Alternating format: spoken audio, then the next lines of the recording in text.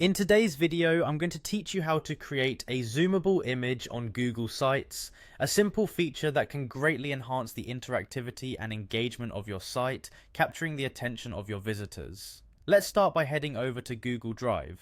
Once you're there, the first thing we need to do is select the image you want to make zoomable. Opening the image in Google Drive is straightforward. Simply find the file you want and give it a click so that it opens in an accessible view. Now you'll likely notice a few options up at the top or side of your window, including 3 dots, which indicate more options. Go ahead and click on these dots. You'll see an option that says Open in New Window. Selecting this creates a new tab or window with your image, allowing access to further embedding options that we'll be using shortly. With the image now in a new window, you'll again want to click the 3 dots. This will present you with a new drop-down menu. From this menu, look for the option that says Embed Item and select it. This step takes you towards grabbing the code needed to embed the image as zoomable on your Google site.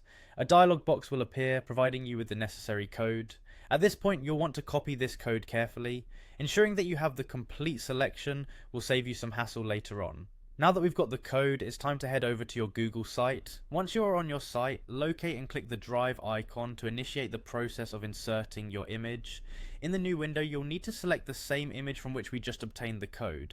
Doing so keeps your selections consistent and ensures we're working with the right elements. Once you've selected your image, it's time to hit the Insert button. This action integrates your image into the Google site. But we're not done just yet. Next, locate and click the link icon on the image you just inserted. In the link settings, you'll paste the link you obtained after embedding the item. This final step ensures the zoom functionality will work correctly. After pasting the link, don't forget to click Apply. This is a crucial last step. It's the one that locks in all the hard work you've just done.